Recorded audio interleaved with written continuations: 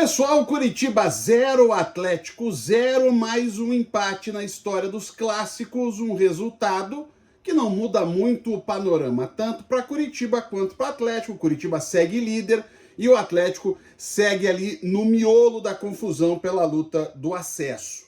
É claro que não dá para fazer uma análise completa da relevância do resultado, porque tem Goiás e Chapecoense que estão começando a jogar agora que eu estou gravando o vídeo.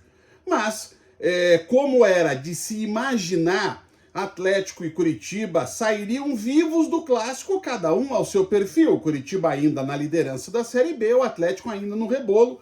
Mesmo com vitória, o Atlético não entraria no G4. Então, os dois entram e saem do clássico da mesma forma de que entraram. O jogo, obviamente, ele é desenhado muito em cima da expulsão do Bruno Melo. Mas claramente, até os 25 do segundo tempo, tanto Odair Hellmann quanto o Mozart estiveram mais preocupados em não perder o clássico do que ganhar o Atletiba. E a gente sabe, e eu falei sobre isso em alguns momentos, o pós-Atletiba é muito relevante. São 5 rodadas ainda e todo mundo tinha que sair vivo da parada.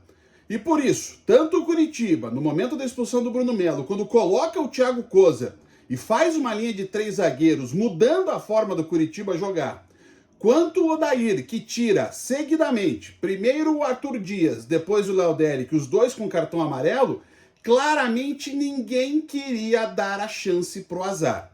Isso levou o clássico, praticamente até os 25 do segundo tempo, a ter pouquíssimas emoções. A rigor, aquele lance do início do jogo, em que o Viveiros consegue ganhar a disputa com o Pedro Morisco e toca, e o Julimar não consegue alcançar a bola. E depois o lance contestado pelo Atlético, o lance que foi marcada a falta do Viveiros em cima do Maicon. E depois, na sequência do lance, houve a falta do Jaci no Viveiros, que seria dado pênalti, mas aí o Daronco resolveu marcar a falta inicial do lance do Viveiros em cima do Maicon. Tirando isso, o jogo foi muito estudado. Ele só muda de figura quando o Odair, enfim, abandona um perfil mais defensivo, um perfil mais cauteloso, digamos assim, para o Atlético atacar. Porque até os 25 do primeiro tempo, o jogo era equilibrado, com o Curitiba tendo mais a posse de bola e o Atlético sendo mais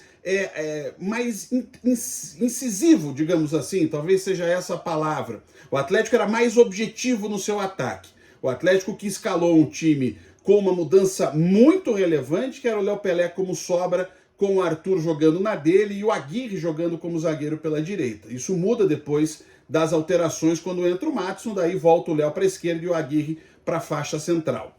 Quando é expulso o Bruno Melo, é óbvio que o Atlético vai ficar mais no campo de ataque, mas o Atlético teve muita dificuldade para criar. Você vai ver o scout do jogo, vai ver 12 finalizações para o Atlético, mas defesa do Morisco vai ter uma aos 30 do segundo tempo num chute do Leozinho.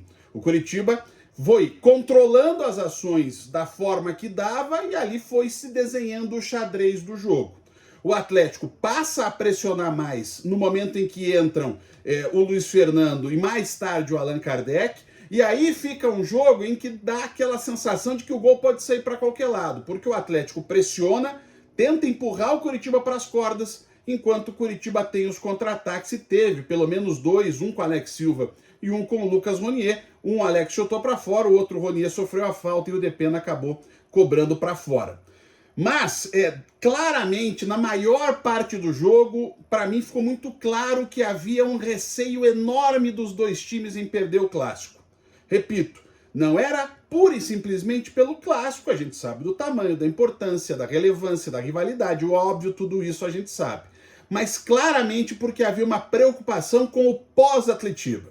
E agora o pós-Atletiba já tem desafios, porque há um estreitamento na disputa pelo acesso, o Atlético vê essa distância aumentar mais um pouquinho, o Curitiba vê os adversários se aproximando, mas, acima de tudo, os dois times passam a ter desafios. O Curitiba vai à volta redonda, tem que tentar buscar um resultado que pode ser, inclusive, praticamente o encaminhamento do acesso, e o Atlético sem Zapelli e sem Viveiros para encarar a equipe do Amazonas.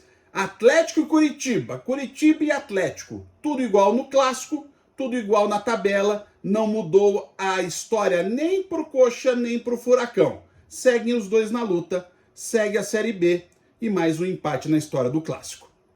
Um abraço!